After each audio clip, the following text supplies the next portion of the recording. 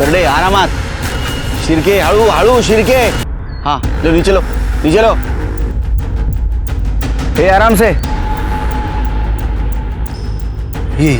ये तो वर्षा है साहब। और वो दो लड़कियां? उनको नहीं जानता साहब, मतलब ये दोनों हमारे इलाके की तो नहीं लगती साहब। श्योर? हाँ पक्का, मतलब सब बहुत छोटा सा इलाका है ना हमारा, सगळे एकमेकाला ओळखतात साहब। वर्षा के गाल पर निशान है, हो सकता है इसके साथ मारपीट हुई हो या किसी ने रेप करने की कोशिश की। ये दूसरे लड़की के मुंह से खून आ रहा है बाहर, शायद इसने खून की उल्टी की।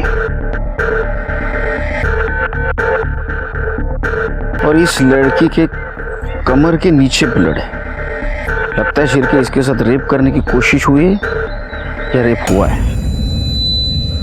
ए आसपास सर्च करो, कुछ मिलता है क्या? तृप्ति बॉडी को चेक करो।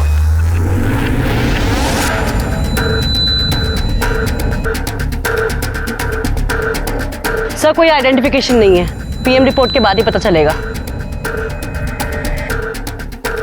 सर आपको क्या लगता है सुसाइड है? नहीं अभी तो कुछ नहीं बोल सकते, क्योंकि 3 लड़कियां एक साथ सुसाइड कैसे करेंगी। मुझे लगता है हमें गुमराह करने के लिए इनको पहले कहीं मारा और बाद में यहाँ लटकाया गया।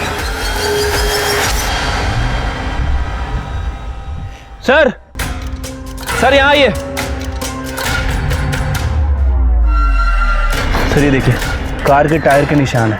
इसका मतलब ये हो सकता है इन तीनों लड़कियों को कोई गाड़ी से यहाँ लेके आया और टांग दिया। फॉरेंसिक टीम को बुला और पूरे क्राइम सीन की जांच करो। और एक काम करना, ये वर्षा के अलावा जो 2 लड़कियां हैं फोटो सारे पुलिस स्टेशन में सर्कुलेट कर दो, देखो कोई मिसिंग कंप्लेंट है क्या। ठीक है सर। एक वक्त था जब देवी पूजा प्रत्यक्ष नारी की होती थी, लेकिन आज जब महिलाओं पर अत्याचार के मामले इतने ज्यादा बढ़ चुके हैं, नारी की परिस्थिति ही बदल गई है। नासिक की ब्रह्मनगर पुलिस को 3 लड़कियों की लाश बहुत ही बुरी, जिसने सवाल पैदा कर दिए कि कौन थी ये लड़कियां और इस कत्ल के पीछे का मकसद क्या था। नमस्कार, मैं दिव्यांका त्रिपाठी दहिया क्राइम पेट्रोल सतर्क के इस एपिसोड में आपका स्वागत करती हूँ। आज की कहानी 3 लड़कियों की है जिनके अपने अरमान थे, अपने सपने थे, जो ऊंची उड़ान भरना चाहती थी, लेकिन बड़ी ही बेदर्दी से कुचल दिया गया। उनमें से एक थी वर्षा। दुनिया में ऐसे लोग बहुत कम होते हैं जो दूसरों के लिए अपना पूरा जीवन समर्पित कर देते हैं। वर्षा वैसी थी। तो बच्चों, बादल से गिरने वाली पानी की हर एक बूंद हर एक के लिए होती है, वो कभी किसी में कोई फर्क नहीं करती, तो हम क्यों करें? अच्छा आप बताओ, जब चोट लगती है तो दर्द सभी को होता है? हाँ होता है। और जब हाथ में टॉफी देखते हो तो खुशी सभी को होती है? हाँ होती है। अच्छा, तो अगर आप लोग सुबह से पढ़ रहे हो स्कूल में और दोपहर को भूख सभी को लगती है? हाँ लगती है। तो चलो भागो फिर, लेकिन कल सुबह सभी टाइम पर आ जाना, ठीक है? हाँ।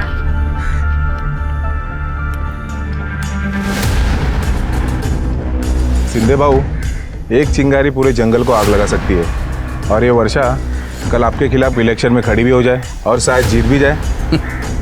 इसकी हर एक जीत का फैसला हम करेंगे विजय।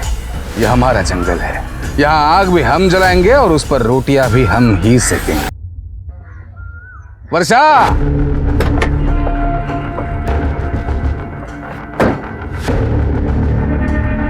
ये जो भी कर रही हो ना, सही नहीं कर रही हो।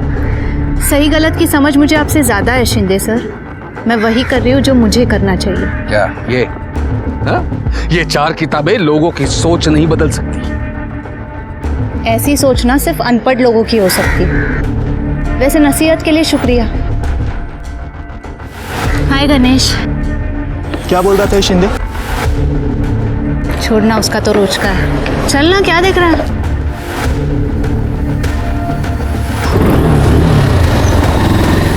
आजकल ये दोनों साथ में दिखते हैं हमेशा, और दोनों के बीच कुछ पक रहा है। अच्छा, लेकिन इसको तो बाद में देखते हैं, पहले स्कूल का कुछ करना पड़ेगा। बच्चे लोग चलो, भाग आगे चल, स्कूल खत्म, चल निकल। ये डाल दे सब इधर, ये छोड़ दे सब। सोच बदलेगी, कुछ भी नहीं दिखना चाहिए, चला दे सब। आ जल्दी।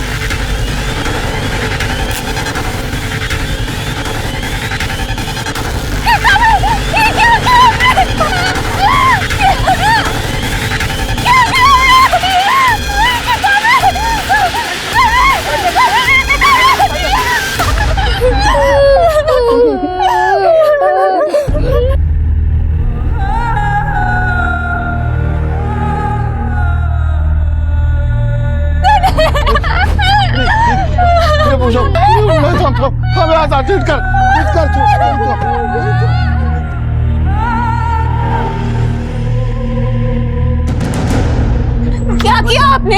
हाँ, एक एक पैसा जोड़कर मैंने ये स्कूल बनवाया था। ये स्कूल फिर बनेगा, किताबें फिर से टेबल पर होंगी। आप ना ये किताबें जला सकते हैं, लेकिन मेरी हिम्मत नहीं, समझा? हाँ तू चल गणेश लेके जा इसको। हाँ लेके चल। शिंदे साहब माफ कर देना उसको। समझा उसको। ठीक है शिंदे साहब। चल रे।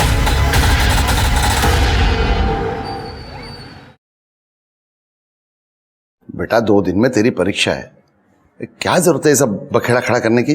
बाबा कैसी बातें कर रहे हो? हक के लिए लड़ना बखेड़ा खड़ा करना थोड़ी होता है। बेटा मैं तुझे बड़ी अफसर बनते हुए देखना चाहता हूँ। शिंदे अच्छा आदमी नहीं है, कितनी बार समझाया तुझे। क्या जरूरत है तुझे मोहल्ले के बच्चों को पढ़ाने की? बाबा ये बच्चे हमारे देश का आने वाला कल है। बेटा तू अपने आज की चिंता कर, यही रवैया रहा ना तो कोई शादी नहीं करेगा। डर नहीं लगता तेरे को? मैं नहीं डरती किसी से, और आप भी मत डरो। देखना मैं एक दिन ना इतनी बड़ी अफसर बनूंगी, ये शिंदे विंदे जैसे लोग हैं ना, यही लोग मेरी लाल बत्ती वाली गाड़ी के पीछे भागेंगे। क्यों? एक दस्तखत के लिए। मतलब तू मानेगी नहीं? आपको लगता है मैं मानूंगी?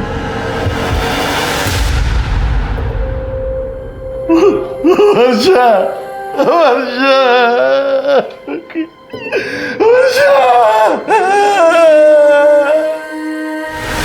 शेरनी थी साहब, शेरनी थी मेरी बेटी। किसी भी सही काम को करने के लिए कभी नहीं डरती थी साहब। मैं तो ऑटो चलाता हूँ, पर मेरी बेटी के सपने बहुत बड़े थे सर। वो हम लोगों के लिए, समाज के लिए बहुत कुछ करना चाहते थे। देखिए हम आपकी हालत समझते हैं, लेकिन कुछ सवाल हमें पूछने पड़ेंगे। आप आखिरी बार कब मिले उससे? कल जब वो अपनी यूपीएससी की आखिरी परीक्षा देने जा रही थी। बाबा ये थे। अरे थाम जरा, ले। कोई भी शुभ काम करने से पहले दही शक्कर खाना चाहिए, काम सफल होता है। लेकिन विज्ञान कहता है कि शक्कर खाने से तो डायबिटीज होती है। अरे काय नहीं डायबिटिक बेटी, हाँ बाप तेरा जाहिल है तो उसको पागल बना रही तू। देख 55 का हो, क्या तकलीफ है? कुछ नहीं, मस्त एकदम। ये संस्कार है अपने। जा, अरे अपनी आई के पैर छू। Sorry I. विवाक सुमित्रा, तेरी बेटी तेरा सपना पूरा करने जा रही है, आशीर्वाद दे इसको।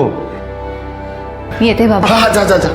वो परीक्षा देने चली गई और मैं ऑटो चलाने चला गया। शुक्रवार और शनिवार को कमाई अच्छी होती है, तो मैं रात भर धंधा किया, और जब सुबह घर वापस आया तो वो घर पे नहीं थी। मैं उसको ढूंढना को गया तो मेरे को पता चलेगी।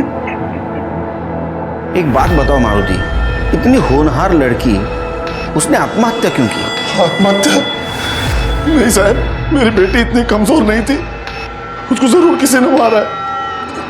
शिंदे के साथ उसका झगड़ा रहता था, उसने मारा होगा उसको। कौन शिंदे?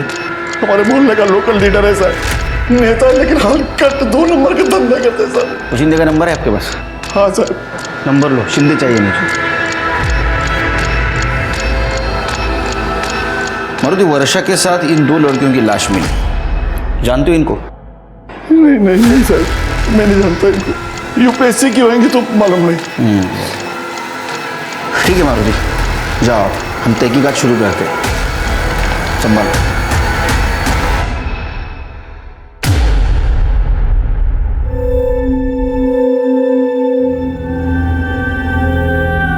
बेटा तूने फिर से स्कूल शुरू किया, तुम मानेंगे नहीं?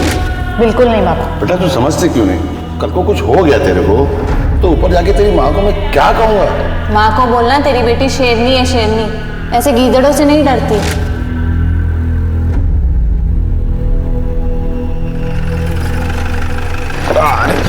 Good morning sir. Good morning sir, तीनों लड़कियों की पीएम रिपोर्ट आ गई है सर। सर वर्षा की पीएम रिपोर्ट के हिसाब से उसे रिटन नाम की दवाई चॉकलेट में मिक्स करके दी थी सर, जिसकी वजह से वो बेहोश हो गई और फिर उसके साथ बलात्कार किया गया सर। ये देखिए। और उसका गला घोट के मार दिया गया सर। और सर जो दूसरी लड़की जिसकी उम्र तकरीबन 20 साल थी, उसकी मौत एबॉर्शन और हैवी ब्लीडिंग की वजह से हुई है। और सर तीसरी लड़की जिसकी उम्र 18 साल थी। तीनों लड़कियों की मौत अलग अलग कारण से हुई है और उनका डेथ टाइमिंग भी अलग अलग है। जिस लड़की का एबॉर्शन हुआ उसकी मौत शाम को 6 से 6:30 के बीच में हुई। जबकि वर्षा की मौत रात को 10 से 11 के बीच हुई है। और ये जो तीसरी लड़की है, इसकी मौत का टाइम अलग अलग है। मुझे कंफर्म लगता है कि ये किसी एक आदमी का काम नहीं है, क्योंकि एक आदमी को 3 लड़कियों को लटकाना मुश्किल है। लगता है कि इन तीनों लड़कियों के कातिल अलग अलग हो और इन तीनों लड़कियों का आपस में कोई कनेक्शन ही ना हो। कनेक्शन है शिरके, कुछ तो कनेक्शन है, क्योंकि तीनों बॉडीज को पेड़ पर लटकाया गया था। अच्छा, इन 2 लड़कियों की कुछ आइडेंटिटी मिली? आसपास के पुलिस स्टेशन में हमारे विक्टिम से मैच करते हुए किसी भी लड़की कोई भी मिसिंग कंप्लेंट दर्ज नहीं हुई है। सर हो सकता है ये लड़कियां बाहर से लाई गई हो, सर मुंबई या पुणे से। ये शिंदे का क्या हुआ? सर शिंदे को फ़ोन किया था, उसका फ़ोन स्विच ऑफ है सर। मैं उसके घर भी गया था। उसकी वाइफ का कहना है कि वो पॉलिटिकल काम के लिए बाहर गया हुआ है। तो एक काम करो, 15-16 तारीख को आसपास के हॉस्पिटल में 19-20 साल के लड़की का एबॉर्शन हुआ था क्या, पता करो। और ये वर्षा की डिटेल्स चाहिए मुझे। सर क्राइम सीन पे जो टायर के निशान मिले थे वो किसी एसयूवी गाड़ी के हैं सर। SUV car? हाँ सर। और मैंने वर्षा के बारे में पूछताछ की है सर। करियर ओरिएंटेड लड़की है, किसी से झगड़ा वगैरह नहीं था उसका। सर मैंने सारे हॉस्पिटल्स चेक किए हैं, 15 से 16 के बीच में जितने भी अबॉर्शंस हुए हैं उससे हमारा विक्टिम मैच नहीं करते। अच्छा, ये मारुति और वर्षा, इनके कॉल डिटेल से कुछ पता चला? सर ये मारुति के कॉल रिकॉर्ड तो क्लियर ही लग रहा है। जिस दिन मर्डर हुआ उस दिन दोपहर से लेकर अगले दिन सुबह तक ये मारुति नासिक सिटी में ही ट्रेवल कर रहा था। सर वर्षा का फ़ोन नारायण चौक के पीछे वाले एरिया में बंद हुआ लगभग 7:30 से 8 बजे के बीच में, और सर अब तक ऑफ है। वो एरिया में जाके पता करो, डिटेल्स निकालो। सर वर्षा की लास्ट लोकेशन यही थी जहां उसका फ़ोन बंद हुआ है। ये पूरा एरिया अच्छे से स्कैन करो, कुछ भी छूटना नहीं चाहिए।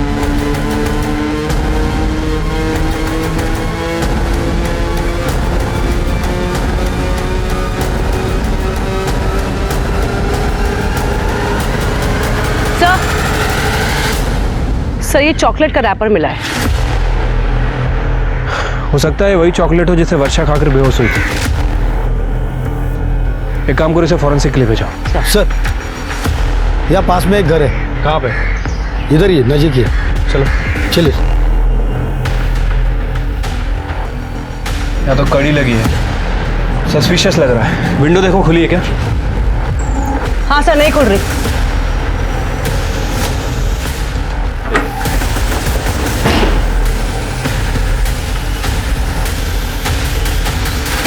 सर घर की हालत देख के लगता तो नहीं कि यहाँ कोई फैमिली रहती होगी।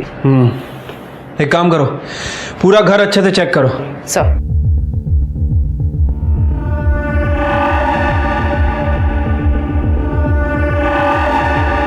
स्मिता ये पकड़ो।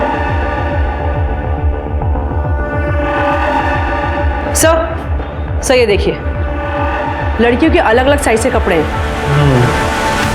लगता है वो लड़कियां लाई जाती थी। कड़े फॉरेंसिक को फोन करो, पता तो चले यहाँ चल क्या रहा था। सर। तृप्ति सर, ये वर्षा ऐसे सुनसान एरिया में अकेले क्या कर रही थी? सर हो सकता है कि इसको यहाँ पे जबरदस्ती लाया गया हो।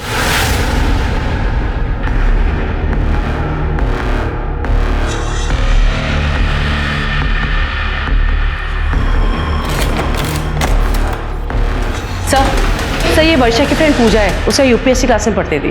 ओ बेटा, क्या जानती हो तुम वर्षा के बारे में? सर वर्षा बहुत होनहार लड़की थी।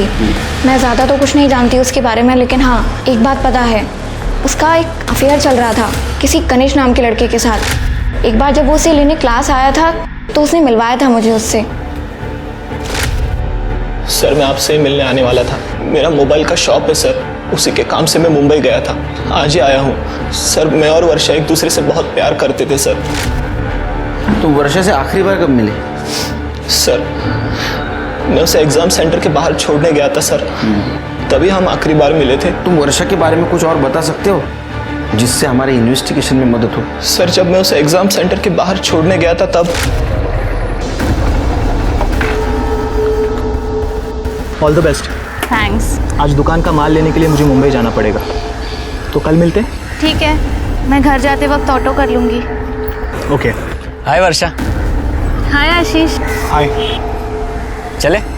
हाँ बाय गणेश।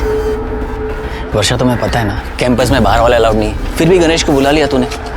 ठीक है नेक्स्ट टाइम से नहीं बुलाऊंगी। ये आशीष कौन है? सर ये आशीष वर्षा से एक तरफा प्यार करता था, उसके पीछे पड़ा था सर, अच्छा दिखाने का नाटक करता था, मुझे वर्षा ने उसके बारे में बताया था। अच्छा गणेश, ये 2 लड़कियों के फोटो देखो, इन्हें कभी देखा है तुमने? नहीं सर। ध्यान से देखो, शायद वर्षा की दोस्त हो। नहीं सर, मैंने इन दोनों को वर्षा के साथ कभी नहीं देखा। अच्छा वो आशीष कहाँ रहता है? हाँ सर, ये बात सच है, मैं वर्षा से प्यार करता था, लेकिन मैंने कुछ नहीं किया सर। वो गणेश है ना, गणेश, वो जलता था मुझ पे सर। मेरा वर्षा के साथ बात करना उसे ज़रा भी पसंद नहीं था, और ये बात खुद मुझे वर्षा ने बताई थी।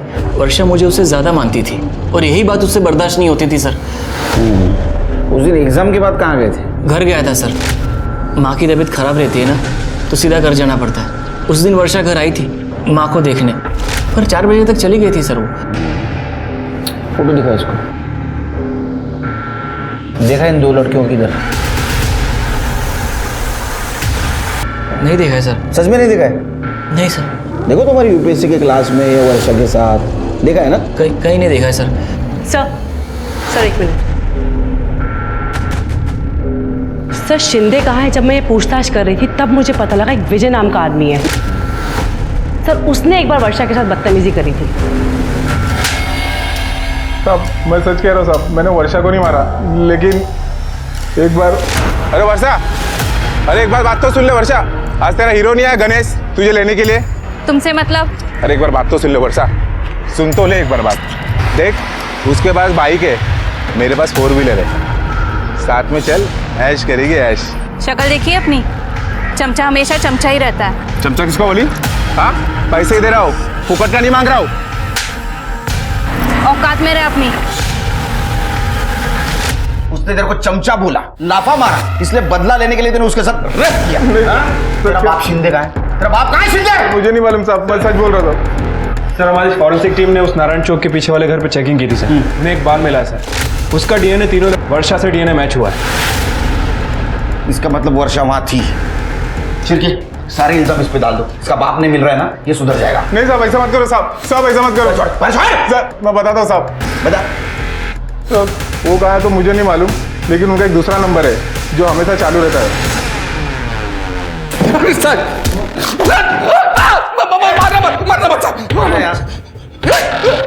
वर्षा को क्यों मारा? मैंने नहीं मारा साहब, वर्षा को मैंने नहीं मारा, वाकई नहीं मारा साहब। पॉलिटिक्स में काम करता हूँ साहब, कैरेक्टर तो साफ रखना पड़ता है ना। वो नारायण चौक के पीछे वाले एरिया में तेरा घर है ना? हाँ, वहाँ लड़कियों के कपड़े मिले अलग अलग साइज के, दुकान लगाया था वहाँ। हाँ, वर्षा को वहाँ लेके जाके कांड किया ना तूने? नहीं साहब, वर्षा के साथ मैंने कुछ नहीं किया सर। मैं तो नासिक में था ही नहीं 3 दिन, मैं पुणे गया था, मैं पार्टी की मीटिंग थी। तो यहाँ क्या लिखा है? यहाँ क्या लिखा है? कुछ नहीं। पुलिस। हाँ, जब सुधरेगा तब दिखेगा। तेरा फोन बंद क्यों था? साहब बीवी घड़ी घड़ी फोन करके परेशान कर देती है, इसलिए मैं फोन बंद रखा था सर। पूना में भी नहीं था मैं। तो कहाँ था? अलीबाग में था, मेरा फार्म हाउस है ना उधर किसी के साथ। किसके साथ था? जूली। क्या कर रहा था वहाँ? इमेज साफ कर रहा था तेरी? वो भी कॉलगल है साहब। मैं नंबर देता हूँ ना आपको साहब। मला का नंबर देते तू? आप उसे फोन करके एक बार बात कर लो ना साहब, वो बता दे कि मैं उसके साथ था, इसलिए मैं। वर्षा एक होनहार और काबिल लड़की थी। उसकी मौत ने बहुत सारे सवाल खड़े कर दिए थे। मीडिया रिपोर्टिंग ने इस केस को बहुत ज्यादा गरमा दिया था। वहीं पुलिस उन बाकी 2 लड़कियों की पहचान करने में लगी हुई थी। पुलिस ने सारे सरकारी रिकॉर्ड्स चेक किए। क्राइम सीन के 30 किलोमीटर के रेडियस में उन्होंने 18 से 20 साल की लड़कियों की सारी इंफॉर्मेशंस निकाली। आखिर में उन्हें एक उम्मीद की किरण नजर आई। सर उन दोनों लड़कियों का पता चल गया सर। हाँ सर, जिसका अबॉर्शन हुआ था उसका नाम आरती जादव है सर, और दूसरी लड़की का नाम, ये दोनों ही सगी बहन है। इनके फादर का नाम तुकाराम जादव है सर। तुकाराम जादव को बुला। साहब काय झालं? मुझे यहाँ क्यों बुलाया साहब? तुकाराम, आपकी 2 बेटियां हैं ना, कहाँ है वो? तुकाराम, हमें पेड़ से लटकी हुई 2 लड़कियों की लाशें मिली है। शिरके,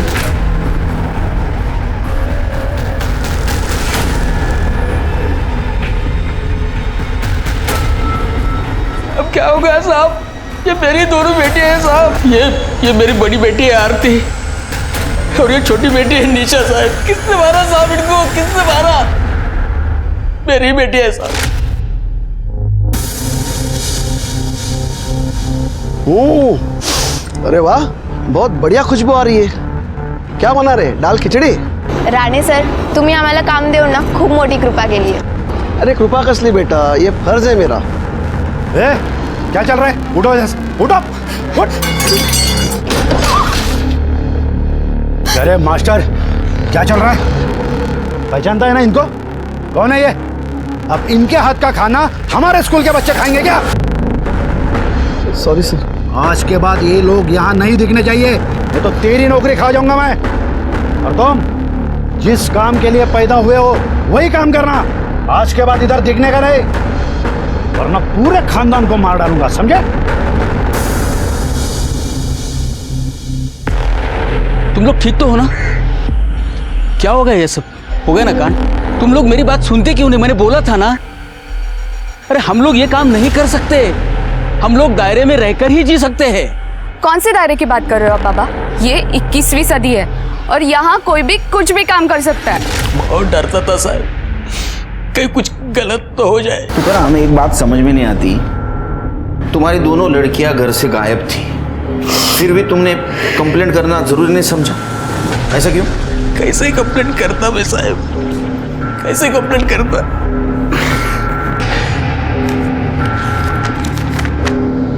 मैं अपने मर्जी से घर छोड़कर जा रही हूँ, मुझे ढूंढने की कोशिश मत करना।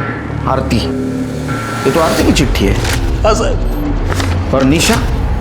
निशा भी शायद उसी के साथ चली गई होगी।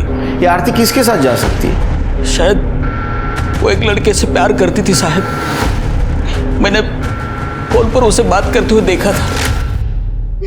किससे बात कर रही है तू? वो भी मेरे फोन से? इधर देख। मैत्रीण बाबा। मैत्रीण? इतने रात बेड़ा सा बसतेस माला, इसलिए मैं तुझे कॉलेज भेज रहा हूँ। देखो तेरा ये जो चल रहा है ना, खत्म कर, आज के आज खत्म कर, ना मुझे खत्म करना पड़ेगा और बहुत महंगा पड़ेगा तुझे। चल चल अंदर चल। मुझे क्या पता था साहब बात इतनी आगे बढ़ेगी। क्या ऐसा तो नहीं तुकाराम कि ये लड़की तुम्हारी बात नहीं मानती थी, समाज के डर से तुमने उसे मार दिया? क्या बात करते हो साहब, बाप है मितिसा, लड़कियों का अच्छा बुरा मैं ठीक से समझता हूँ साहब, इसलिए तो डांट रहा था ना मैं। मारुति को जानते हो? मैं किसी मारुति बिरुति को नहीं जानता साहब। अच्छा, तुम्हारी ये बेटी आरती प्रेग्नेंट थी और एबॉर्शन में उसकी मौत हो गई। क्या बकवास करते हो साहब, मेरी बच्ची मर गई इसलिए आप कुछ भी बात करेंगे उसके बारे में? माझी मुलगी अशी नव्हती साहब, माझी मुलगी अशी नव्हती। देखो तुकाराम, पीएम रिपोर्ट में ये साफ साफ लिखा है कि वो प्रेग्नेंट थी और एबॉर्शन में उसकी मौत हो गई।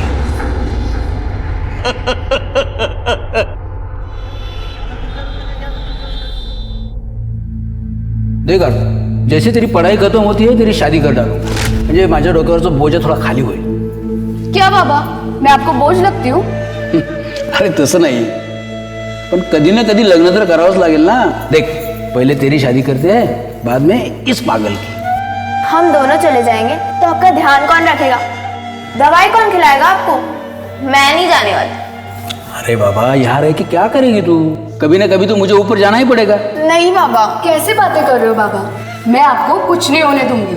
मुझे पता है बेटा। एक बात तो सच है बाबा, आप मुझसे ज्यादा आरती ताई से प्यार करते हैं। एक काम करो, आप दोनों रह लो, मैं ही मर जाती हूँ। अरे मरे तेरे दुश्मन, हम बहनें हैं, साथ में जिएंगे साथ में ही मरेंगे।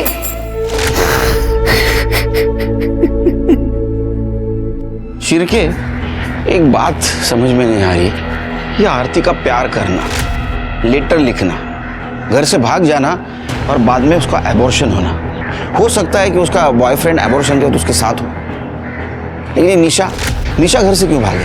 क्या उसके साथ भी कोई लड़का था? उसको जहर क्यों दिया गया? एक बात समझ में नहीं आ रही, इन तीनों लड़कियों को एक साथ एक ही पेड़ पे क्यों लटकाया गया? और शिरके ये तुकाराम मारुति को जानता नहीं और मारुति तुकाराम को नहीं। एक झोल समझ में नहीं आ रहा है शिरके। और सर एक और बात, अगर इन दोनों लड़कियों को भागना ही था तो ये विश्रामपुर से ब्रह्मनगर क्यों आई, और वो भी सिर्फ 20 किलोमीटर के रेडियस में। और सर सबसे बड़ा सवाल कि इन दोनों लड़कियों को किसी ने देखा भी नहीं। यही समझ में नहीं आ रहा। शिरके एक काम करो, ये तुकाराम का कॉल डिटेल्स चेक करो और उसके पड़ोसियों से पूछताछ करो, पता करो ये आरती किससे प्यार करती थी। हमारे हाथ कुछ ना कुछ जरूर लगेगा।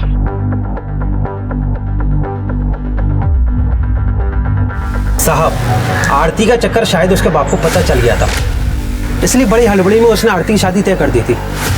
और साहब वो लड़के को मैंने देखा था, दिमाग से थोड़ा कमजोर लग रहा था। पापा रुक जाइए। हाँ बेटा, क्या हुआ? अरे हाँ बेटा, लाते उसे घर पे लाते। काका ना बाय कर, बस बेटा। गुड़िया, बेड लगा। अरे तुकाराम, कौन थे ये लोग? अरे खान, आरती को देखने लड़का आया था, बहुत बड़े लोग हैं, भगवान की कृपा हो गई ना तो जल्दी ही शादी हो जाएगी। उसके बाद आरती कभी कभार घर से बाहर निकलती थी। तुकाराम, तुमने कुछ बातें छुपाई हमसे, तुमने ये नहीं बताया तुम्हारे लड़की की शादी तय हुई थी। क्या बताता साहब, जिस दिन मैंने आरती को उस लड़के के साथ फोन पर बात करते हुए पकड़ा था, उसके दूसरे ही दिन मैंने नरेंद्र जी और उसके बेटे शिव को बुलाया था। ये देखो आ गई, ये माझी मोटी मुलगी आरती और ये छोटी निशा। आपकी बेटी बहुत सुंदर है तुकाराम। क्यों शायद? आवड़ लेना तुला? मुझे बहुत पसंद है। अरे क्या करते हो? ऐसा नहीं करो, छोड़। अरे हाँ मिल जाएगा। मुझे एक मिनट चाय गिर जाएगा, अंकल से बात तो करने दो। ताई, तू ये शादी नहीं कर सकती, देखा ना कैसा लड़का है वो। जी मैं आया, एक मिनिट। काय झालं? तुम्ही आत का आलात? बाबा, आप ये क्या कर रहे हो? नरेंद्र जी को जबान दी है मैंने, समझे? शादी क्यों तय की? सर मारू नका सर, सांगतो सर। साहब वो मुझे पैसे मिलने वाले थे, निशा की शादी करने वाला था। अगर मैं जल्दी नहीं करता तो आरती कुछ कर बैठती, ऐसा टेंशन था मुझे, इसलिए मैंने उसकी शादी जल्दी तय कर दी। तो लड़की के अफेयर के बारे में पता चला तो उसकी शादी तय कर दी, और लड़की के एबॉर्शन के बारे में पता चला तो उसको मार दिया। हाँ, सबसे बड़ा मोटिव तो तुम्हारे पास है। सर मैं ऐसा क्यों करता? मैं बाप हूँ उसका, मैं जो भी कर रहा था उनके भले के लिए कर रहा था, जबकि जान मेरी अटकी है। तुम्हारी जान अटकी मतलब? तो नरेंद्र जी मुझे धमका रहे, पैसे दिया और लड़की भाग गया, पैसे वापस कर धमका रहे मुझे। नरेंद्र कहाँ रहता है? अरे सर, शादी तय हुई नहीं थी, मुझे सिर्फ मेरे पैसों से मतलब है। अब लड़की भाग गई है तो तुकाराम को मेरे पैसे देने पड़ेंगे। देख, तेरे घर के 15 मिनट की दूरी पर आरती और निशा की बॉडी मिली है, ये कोइंसिडेंस तो नहीं हो सकता? क्या मतलब? मैं समझा नहीं। हमने इंफॉर्मेशन निकाली, तेरे लड़के की शादी तय हुई थी आरती से पहले एक लड़की के साथ, वो भी टूट गई थी। अरे सर, उस लड़की का कैरेक्टर ठीक नहीं था। कैरेक्टर तेरा ठीक नहीं है? हाँ, जब वो लड़की तुम्हारे घर पे आई तो तूने उसके ऊपर हाथ डाला, ये बात उसके घर वालों को पता चली, इसलिए उन्होंने ये शादी तोड़वाई थी। सर ये झूठ है सर। ये सच है, हमें पता है। तेरा लड़का मेंटली रिटायर्ड, तो आरती को तू बहू बना के लाने वाला था और उसको तू तेरे हवस का शिकार बनाने वाला था। आई शपथ सांगतो, मी काय केलं नहीं सर। तूने क्या किया और क्या नहीं किया ये हम पता करेंगे। कर ले, चल घेऊन जा। अरे मैंने कुछ नहीं किया सर, सुनो तो मेरी बात। शिरके, आरती के मर्डर के दिन ये नरेंद्र कहाँ था पता करो, उसकी सारी डिटेल्स चाहिए मुझे। ठीक है सर। सर आरती के पास तो मोबाइल ही नहीं था। सर ये देखिए, आरती के फादर तुकाराम की कॉल डिटेल है सर। पिछले 6 महीने में रात को 12 बजे के बाद इस नंबर से बात होती थी। सर जिस रात आरती का मर्डर हुआ था, तुकाराम को उस रात भी इस नंबर से कॉल आया था। किसका नंबर है ये? सर ये नंबर राजेश ठाकुर का है, जयदेव ठाकुर का बेटा। सर जयदेव ठाकुर वही जिसने आरती और निशा का मिड डे मील वाला काम बंद कराया था। राजेश ठाकुर? शिरके पता करो, राजेश ठाकुर इतनी देर रात तुकाराम से क्या बात करता था? सर मैं तुकाराम काका को नहीं, उनकी बेटी आरती को फोन करके बात करता था। सर आरती और मैं, हम दोनों एक दूसरे से बहुत प्यार करते थे, लेकिन रघु भाऊ हमेशा मेरे साथ होने के। रघु भाऊ मेरे पापा के लिए काम करते हैं, वो हमेशा साथ रहते थे, इसीलिए हमारा मिलना जुलना बहुत मुश्किल था। इसीलिए मैं और आरती हमेशा नासिक के बाहर, मतलब कभी गार्डन में, कभी यहाँ वहाँ ऐसा मिला करते थे। सब ठीक चल रहा था सर। सब कुछ सही चल रहा था तो ऐसा क्या हुआ, ये सब बिगड़ गया? सर एक दिन मुझे आरती ने मिलने बुलाया था। अरे आरती, अरे कहाँ थी तुम? कब से इंतजार कर रहा था। अब वो सब छोड़ो, मैं तुम्हारे लिए कुछ लाया हूँ। सोने की चेन। मुझे चैन की नहीं, मंगलसूत्र की जरूरत है राजेश। मतलब? प्रेग्नेंट हूँ मैं। अरे पप्पा मार डालेंगे मुझे। उस दिन ठाकुर साहब मुझे गालियां दे रहे थे, तब चुपचाप खड़े तमाशा देख रहे थे मेरा। इस हालत में भी यही करना। शादी तय हो चुकी है मेरी राजेश, पर तुम कुछ मत करना। क्यों बार बार फोन कर रहे हो राजेश? मेरी एक बात तो सुनो। तुम इस बच्चे की जिम्मेदारी नहीं उठा पाओगे। देखो, हम भाग जाते और शादी कर लेते। सच बोल रहे हो तुम राजेश? कल सुबह ठीक 8 बजे तैयार रहना। मैं पिछले वाले बस स्टॉप पे तुम्हें लेने आऊंगा। तो तुम लोग भाग गए थे? नहीं सर, मैं इतनी बड़ी जिम्मेदारी उठाने से डर गया था, इसलिए उसे मिलने ही नहीं गया। झूठ बोल रहा है तू? नहीं। वो प्रेग्नेंट थी, ये सबके सामने बात आ जाती, तेरी परेशानी बढ़ जाती, इसलिए तूने एबॉर्शन करवाया और उसमें उसकी मौत हो गई। उसके मौत का जिम्मेदार तू है। अरे नहीं सर, मैंने ऐसे कुछ नहीं किया है। करसान तो आई शपथ। हम मानता हूँ कि उसकी मौत के लिए मैं जिम्मेदार हूँ, क्योंकि मैं उसे मिलने नहीं गया था। काश थोड़ी हिम्मत करके अगर मैं उसे मिलने चला गया होता तो आज मेरी आरती जिंदा होती सर। जयदेव ठाकुर, जब तुझे पता चला कि तेरा लड़का राजेश ठाकुर आरती से प्यार करता है, तो तूने आरती को मार दिया। आपने जो कहानी बताई ना, बहुत बढ़िया है, लेकिन एक प्रॉब्लम है, ये कहानी रियल नहीं है और आजकल का ज़माना रियलिज्म का है। मैंने किसी को नहीं मारा, और मारना भी होता ना पूरे खानदान को मार डालता, और किसी को पता भी नहीं चलता, आपको भी नहीं। कहते हैं एक सवाल अपने साथ बहुत सारे सवाल लेकर आता है। कुछ ऐसा ही हो रहा था ब्रह्मनगर पुलिस के साथ। उनके सामने भी बहुत सारे सवाल खड़े थे। आरती और निशा विश्रामपुर में क्या कर रही थीं? और उनका वर्षा के साथ क्या कनेक्शन था?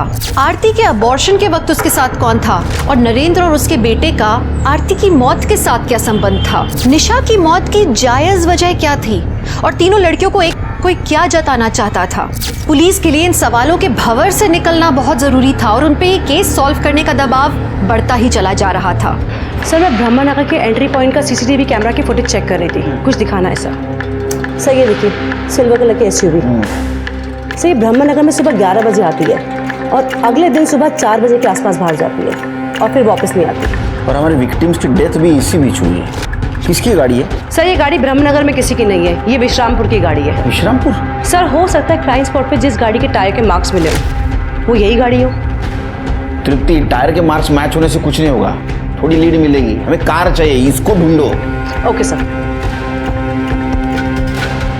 सर, वर्षा को बेहोश करने के लिए जिस ड्रग का इस्तेमाल हुआ था वो लाइफ केयर मेडिकल से खरीदा गया था। 16 तारीख को शाम को 5 बजे रोशन नाम के लड़के ने खरीदा था सर। ये कौन है रोशन? सर एक मोबाइल शॉप में काम करता है। ये रोशन को लेके आओ। वर्षा को क्यों मारा? सर कौन वर्षा? सर मैं किसी वर्षा को नहीं जानता हूँ सर। अच्छा, तो फिर वो बेहोशी की दवा मेडिकल स्टोर से क्यों ली? सर वो दवा तो मैंने गणेश दादा के कहने पर लाई थी सर। गणेश मतलब गणेश आंग्रे? हाँ सर। तू कैसे जानता है गणेश को? मैं उनकी मोबाइल की दुकान पे काम करता हूँ सर। रोशन। हाँ दादा। मेरा एक काम करेगा? अरे दादा बोला ना, क्या करने का? ये मेडिकल से दवाई लेके आएगा। तब तक दुकान मैं संभालता हूँ। हाँ चलेगा, लाता हूँ मैं।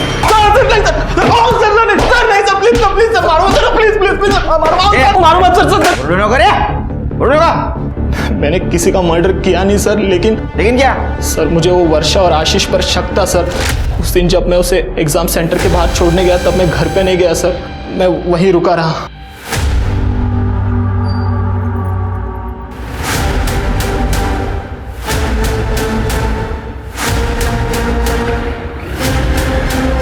ए आशीष, क्या चल रहा है तेरा वर्षा के साथ? कुछ नहीं। देख झूठ मत बोल, 2-3 बार तेरे घर आई थी ना वो, और आज भी आई थी ना, मैंने देखा। सच बता। तो हमारा पीछा कर रहा है? अबे चल बता, क्या चल रहा है तेरा उसके साथ? मुझे तुझे बताने की कोई जरूरत नहीं, तुझे जो समझना है समझ। वर्षा, आज मुझे बहुत रोमांटिक फील हो रहा है। अच्छा ओके। मुझे हाथ लगाने नहीं देती थी, कहती थी जो भी करेंगे शादी के बाद करेंगे। क्या हुआ? ये सब अभी नहीं, शादी के बाद। उस आशीष से मिलने जाती थी सर, उसके साथ सोती थी, तो मुझे भी गुस्सा आया। मैंने भी उसे नारायण चौक के पीछे वाली गली मिलने बुलाया। उस शिंदे के आदमी को 500 रुपए दे के मैंने उस घर की चाबी ली सर। ये कहाँ ले आए तुम मुझे गणेश? तुम आओ तो सही, तुम्हारे लिए सरप्राइज है। सरप्राइज? ये लो, पहले मुंह मीठा करो। ये लो। ठीक है।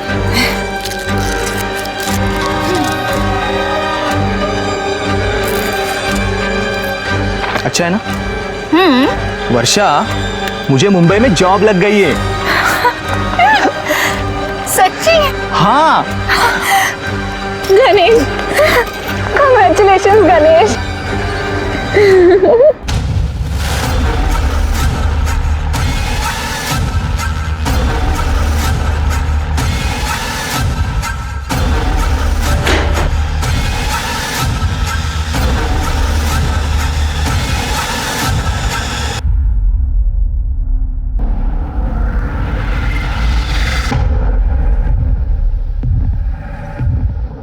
ये क्या किया तुमने गणेश?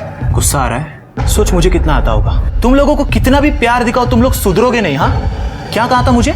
शादी से पहले कुछ नहीं करेंगे, लेकिन उस आशीष के साथ सब कुछ मुफ्त में कर सकती हो। ये तुम क्या बोल रहे हो? गलती मेरी है जो मैंने तुझ जैसे लड़के पे भरोसा किया। गणेश, मैं तुम्हें छोड़ूंगी नहीं, याद रखना। अच्छा रुक, मैं तुझे एक चीज दिखाता हूँ। ये देख। अच्छा है ना अपने रोमांस का वीडियो? हाँ, अगर ज्यादा नाटक किया तो ये वीडियो वायरल कर दूंगा, वो भी मेरा फेस ब्लर करके। समझी? चल निकल यहां से। जब वर्षा को पता चला तूने उसके साथ रेप किया है, वो चिल्लाने लगी तो तूने उसको गला दबा के मार दिया। नहीं सर, वो उस दिन तो वहां से चली गई थी सर, मैं सिर्फ उसे सबक सिखाना चाहता था, उसे डराना चाहता था सर। उसका वीडियो है मेरे पास, तो वो मुझे मालूम था वो किसी को कुछ नहीं बताएगी सर, तो मैं उसे क्यों मारता? माँ कसम सर, मैं सच कह रहा हूँ सर। थोड़ी सच्चाई जान लेता ना, तेरी गलतफहमी दूर हो जाती। वो आशीष के घर उसकी माँ को मिलने जाती थी क्योंकि आशीष की माँ बीमार थी, समझा? सर बाकी 2 लड़कियों का क्या किया? नहीं सर, मैं बाकी के 2 लड़कियों को नहीं जानता सर, और मैंने उन्हें पेड़ से भी नहीं लटकाया सर, मैं सच कह रहा हूँ, प्लीज मेरी बात का यकीन करो सर। करडे, ये अपने को नहीं जानता, इसको समझा। सर नहीं। विश्वास हर रिश्ते की बुनियाद है, और जब गणेश को सच पता लगा उसे भी बहुत पछतावा हुआ। लेकिन पुलिस के सामने भी कई सवाल अभी अनसुलझे से थे कि अगर गणेश ने वर्षा को नहीं मारा तो उस रात वर्षा के साथ हुआ क्या था? ऐसी कौन सी कड़ी थी जो पुलिस से छूट रही थी? सीसीटीवी में दिखी हुई कार भी अब तक पुलिस के हाथ नहीं लगी थी। 1 महीना बीत चुका था और कातिल अभी तक आजाद घूम रहा था, लेकिन पुलिस की सतर्कता की वजह से एक लीड उनके हाथ लगा। कितनी ओरडशील माझ्या सर गुड न्यूज़, कार को दोबारा देखा गया है। कहाँ? सर विश्रामपुर में। पूरे विश्रामपुर में नाकाबंदी लगा, वो कार चाहिए मुझे। रुक। हमारे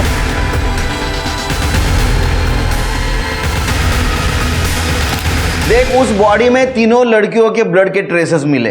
इससे तो जाहिर होता है कि वर्षा, आरती और निशा की बॉडी। अब सच बता, वरना ये शिरके। साहब मार रहा हूँ, साहब बोलता हूँ साहब, मैंने जो कुछ किया वो जयदेव साहब के कहने पे किया, क्योंकि उस रात जब राजेश आरती से बात कर रहा था कॉल पे। कल सुबह ठीक 8 बजे तैयार रहना, मैं पिछले वाले बस स्टॉप पे तुम्हें लेने आऊँगा। तो जयदेव साहब ने सब कुछ सुन लिया था। पप्पा किससे बात कर रहा था? किससे बात कर रहा था? जिस लड़की के हाथ का खाना स्कूल के बच्चों को मैं खाने नहीं देता, उसी लड़की को तो अपनी घर की बहू बनाना चाहता है। इस रूम के बाहर नहीं निकलने का। पापा आइका ना, पापा मोबाइल तो दे दो पापा। रघु, उठा ले उस लड़की को, सुबह 8 बजे आएगी वो बस स्टॉप पे। लेकर जा, कहीं भी एबॉर्शन करवा दे, जो भी होगा मैं देख लूंगा। सुन मोहसिन, एक अबॉर्शन करवाना था, बिना किसी को पता चले। शांता नाम की एक औरत है, लेकिन उसने ये काम छोड़ दिया है। तो अब? हाँ, लेकिन एक आदमी है जो तुम्हारा काम करवा सकता है। काम हो जाएगा आपका, लेकिन पैसे लगेंगे। पैसे मिल जाएंगे। आप लड़की को लेकर आ जाओ शांताबाई के घर पे। अपना ख्याल रखना चाहिए। और तू बाबा का भी। मैं बाबा का संभाल लूँगी, तो चिंता मत कर। हाँ, अच्छे से रहना। हाँ, तो भी ध्यान रखना।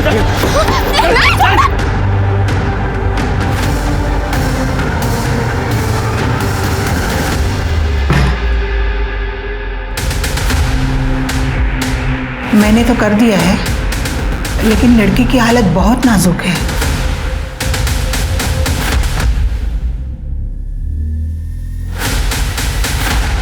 अबे ये तो मर गई है। क्या? अब क्या करे? क्या करूं मतलब? जंगल में फेंक दे गई बे। सेठ, और एक गलती हो गई है। वो आरती और निशा बस स्टॉप पे साथ में खड़े तो हमने दोनों को उठा लिया, उसको बाजू के रूम में बंद कर दिया है। मत मारी गई है तेरी, एक काम ठीक से नहीं कर पाता। अब तेरे को जो सही लगता है वो तू कर, मेरे को इस झमेले में नहीं फंसना है अभी। सेठ ने बोला है कि ज़्यादा पैसे देंगे। एक काम कर, तेरे पास लंबी रस्सी है? ये लो। आरती की बहन निशा है, अगर ये जिंदा रहती ना तो हमारे लिए मुश्किल पैदा करती, इसलिए जहर का इंजेक्शन दे दिया इसको। वैसे इंजेक्शन लाया था आरती के लिए, अगर एबॉर्शन के लिए मना करती ना तो उसको देने वाला था, लेकिन कोई नहीं, उसके बहन के काम। वर्षा को क्यों मारा? और तेरे को मदद करने वाला आदमी कौन था? आई शपथ साहब, वर्षा को मैंने नहीं मारा।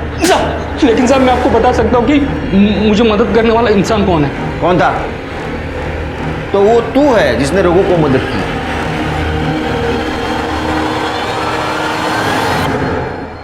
मौसी ने नंबर दिया था आपका। काम हो जाएगा साहब, लेकिन पैसा लगेगा। ये बता, वर्षा को किसने मारा? बताता था, उस दिन रघु ने मेरे को जब रस्सी लाने भेजा था तो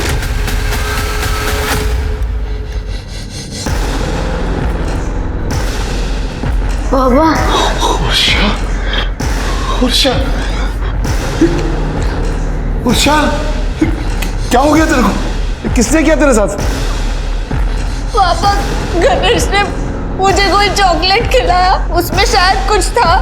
मैं खाकर बेहोश हो गई और वो मुझे कहीं लेके गया और उसने मेरे साथ जबरदस्ती की। बाबा,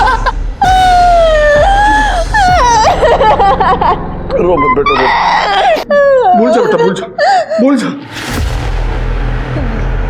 ये कैसी बातें कर रहे हो आप बाबा? मैं जा रही हूँ पुलिस स्टेशन, आप चलो मेरे साथ। अच्छा। उसने मेरे साथ बहुत गलत किया है, मैं उसके खिलाफ कंप्लेंट करूंगी बाबा। बात सुन बेटा, देखिए हमारी इज्जत का क्या होगा बेटा? बाबा, ये आप क्या बोल रहे हो? कैसे कुछ करने को जाएगी तो शादी कैसे होगी बाबा? बेटा? उसने मेरे साथ गलत किया है, मैं जा रही हूँ बाबा। बहुत आप बदमाश मैं है। अकेले।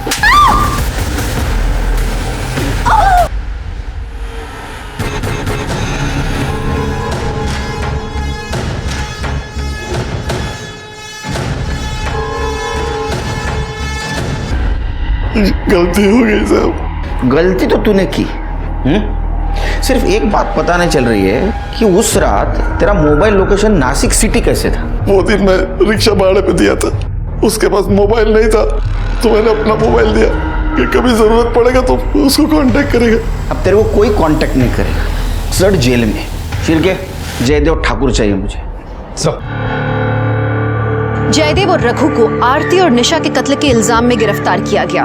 वहीं मारुति को वर्षा के कत्ल के लिए और गणेश को वर्षा के बलात्कार के लिए गिरफ्तार किया गया। स्वतंत्र भारत ने सबको समान अधिकार दिए हैं। व्यक्तिगत स्वतंत्रता यानी इंडिविजुअल फ्रीडम हम सबका हक बनता है, लेकिन आज भी समाज के डर से होने वाले अपराध हमारे देश की एक बहुत बड़ी समस्या बने हुए हैं और इससे लड़ने के लिए हम सबको मिलकर जिम्मेदारी लेनी होगी। हमारे आसपास के लोगों की मानसिकता बदलनी होगी। तो अब मैं दिव्यांका त्रिपाठी दहिया लेती हूँ आपसे विदा। फिर मिलूंगी क्राइम पेट्रोल सतर्क के एक नए एपिसोड के साथ। तब तक आप अपना ख्याल रखिए, सुरक्षित रहिए और देखते रहिए क्राइम पेट्रोल सतर्क। जय हिंद।